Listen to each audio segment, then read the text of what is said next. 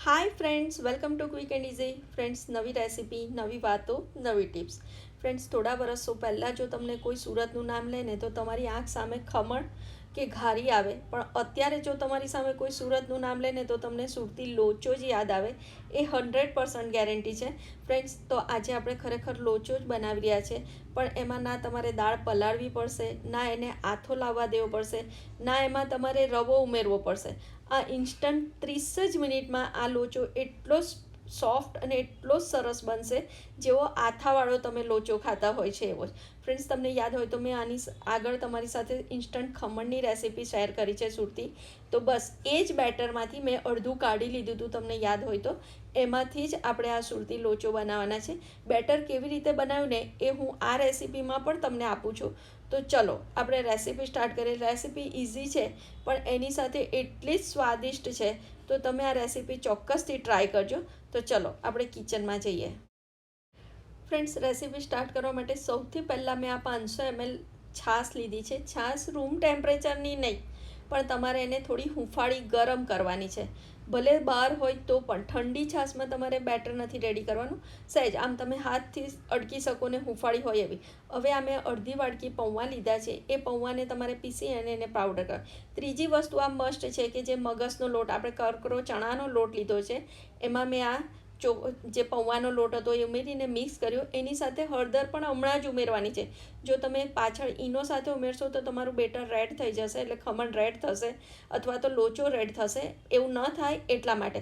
હવે આપણે આ વોર્મ છાશથી એટલે કે હુંફાળી છાશથી આપણે બેટર બનાવીશું, અને એના પછી જરૂર પડે તો આપણે પાણી રેડીશું. પણ એ પાણી પણ તમારે છાશની જેમ હુંફાળું જ લેવાનું છે. ઠંડા પાણીનો યુઝ નથી કરવાનો, ઠંડી છાશનો પણ યુઝ નથી કરવાનો. બંને વસ્તુ આપણે હુંફાળી લેવાની છે, કારણ કે આ બેટરને આપણે રેસ્ટ ખાલી 30 જ મિનિટનો આપવાનો છે, આથો નથી આવવા દેવાનો. બીજું કે આપણે જનરલી શું કરતા હોય કે જ્યારે બેટર આપણે ઢોકળા, ખમણ કે ગમે તે બનાવો ત્યારે પાણી ઉમેરીને કન્સિસ્ટન્સી સેટ કરીએ. આમાં એવું નથી કરવાનું. આમાં તમારે જો અત્યારે જ મારું બેટર થોડું ઢીલું છે, જેવું આપણે થાળી મૂકવાની હોય એવું, બસ તમારે એવું જ રાખવાનું છે. અને 30 મિનિટ સુધી આપણે રેસ્ટ રાખીએ. ત્યાં સુધી આપણે આ મસાલો રેડી કરી દઈએ લોચાનો. ડ્રાય મસાલો તો જીરું, આ કાશ્મીરી લાલ મરચું, 1 નાની ચમચી મરી, મીઠું સ્વાદ પ્રમાણે, અને 1 નાની ચમચી તમારે સંચળ ઉમેરી દેવાનું છે.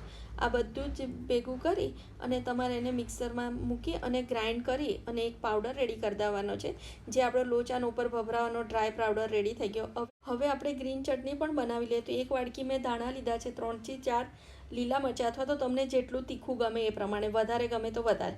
હવે એને મિક્સરમાં લઈ અને એમાં મેં 2 ટેબલ સ્પૂન જેટલી આ સેવ ઉમેરી છે. એમાં 2 ચમચી મેં ખાંડ ઉમેરી છે. મીઠું મેં સ્વાદ પ્રમાણે ઉમેર્યું છે. 1 ટેબલ સ્પૂન મોટો લીંબુનો રસ અને 1 ચમચો મેં આ તેલ ઉમેર્યું છે. અને એ બધું જ ગ્રાઇન્ડ કરી અને કન્સિસ્ટન્સી સેટ કરવા મેં પાણી રેડ્યું છે. અને જુઓ, એકદમ કમ્પ્લીટ ગ્રીન ચટણી આપણી રેડી થઈ ગઈ છે. હવે જો આપણે જે બેટર પલાળ્યું હતું ને એને 30 મિનિટ થઈ ગઈ, આપણે જોઈ લઈએ.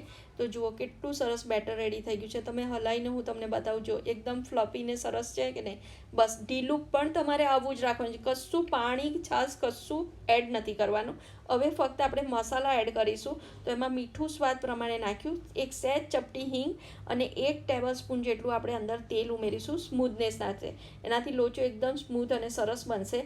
હવે હલાવી લીધું. હવે જે આપણે પેલી આદુ મરચાંની પેસ્ટ બનાવી હતી ને, એ આદુ મરચાંની પેસ્ટ અંદર ઉમેરી અને બધું કમ્પ્લીટ રેડી કરી દઈશું. એટલે આપણું આ એક બેટર રેડી થઈ ગયું. આમાંથી તમારે ખમણ બનાવવા હોય તો ખમણ અથવા તો લોચો બંને બનશે. હવે લોચા માટે આપણે આ તપેલીમાં બેટર કાઢી લઈએ છીએ. જેટલા લોચાની ડીશ મૂકી હોય ને એટલું બેટર લેવાનું. હવે એમાં મેં ઓછું છે એટલે અડધી સચેટ આ ઈનો નાખ્યો છે. એમાં થોડું પાણી એડ કરી અને એને બરાબર હલાવી લઈશું. પાણી એડ કરીશ ને એટલે આપણું આ બેટર થોડું ઢીલું થઈ જશે, જેવું લોચાનું હોય છે. જો એકદમ કમ્પ્લીટ સરસ પોરિંગ કન્સિસ્ટન્સીવાળું રેડી થઈ ગયું. હવે આ આપણું ઢોકળિયું પણ રેડી છે. તમે એમાં જોયું ને મેં લીંબુ નાખ્યું છે, કારણ કે બોરનું પાણી છે. હવે આ થાળીમાં હું બેટર રેડી દઈશ અને એની ઉપર સહેજ લાલ મરચું ઓપ્શનલ છે. જો તમને ના નાખવું હોય તો પણ ચાલે, પણ મને ગમે છે એટલે મેં નાખ્યું છે. બસ હવે એને તમારે 10 મિનિટથી 12 મિનિટ સુધી સ્ટીમ થવા દેવાનું છે, જેવી તમારી થાળીની બેટરની થિકનેસ. બસ મારું તો 10 મિનિટમાં કમ્પ્લીટ એકદમ લોચો સરસ રેડી થઈ ગયો છે. તો એને બહાર કાઢી લઈએ અને 1-2 મિનિટ પછી એની પર થોડું તેલ પોર કરી દઈએ, એટલે આ જે ઉપરનું લેયર છે ને એ ડ્રાય ના થઈ જાય. તેલ તો તમારે લગાવી જ દેવાનું.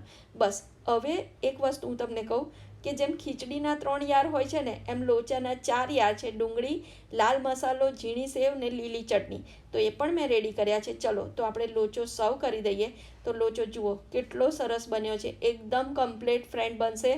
તમે કોઈ પણ ઝંઝટ વગર, કોઈ ગેસ્ટ આવ્યો હોય ને તો પણ ફટાફટ તમે આ લોચો બનાવીને રેડી કરશો, અથવા તો તમને સાંજે લાઇટ જમવું હોય તો પણ આ લોચો સરસ બનશે. તો હવે એને સર્વ કરીએ. એની ઉપર આ તેલ પોર કરી દઈએ. તેલ ઉમેર્યા પછી એની પર આ લાલ મસાલો જે આપણે રેડી કર્યો હતો ને એ ભભરાવાનો છે. એની ઉપર આપણે આ ઝીણી સેવ ભભરાવી દઈશું. એની ઉપર આપણે જે પેલી ગ્રીન ચટણી રેડી કરી છે ને એ ગ્રીન ચટણી હું પોર કરી દઉં છું. છેલ્લે એની ઉપર આપણે ડુંગળી મૂકવાના છે. ફ્રેન્ડ્સ, આ 4 યાર વગર લોચો ખાવાની મજા ના આવે. તો એ બધું જ આપણે સર્વ કરીશું. અને ધાણા ઓપ્શનલ છે, તમને ના નાખવા હોય પણ ચાલે. જો આપણો લોચો કેટલો સરસ લાગે, જોઈને જ ખાવાનું મન થઈ જાય એવો છે ને. તો બહુ સરસ લોચો બને છે ફ્રેન્ડ્સ. તો હું તમને રિક્વેસ્ટ કરીશ કે એકવાર ઇન્સ્ટન્ટ લોચો જરૂરથી બનાવજો. જો હું તમને બતાવું કેટલો સ્પોન્જી અને સોફ્ટ છે, જુઓ એકદમ સરસ લોચો તમારો રેડી થશે. તો તમે આ રીતે ચોક્કસથી બનાવજો અને તમારા ફ્રેન્ડ્સ અને તમે એન્જોય કરજો. ફ્રેન્ડ્સ, જો તમને મારી આ રેસિપી ગમી હોય ને તો તમારા ફ્રેન્ડ સાથે શેર કરજો. મારી ચેનલને સબસ્ક્રાઈબ કરજો અને થેન્ક યુ ફોર વોચિંગ.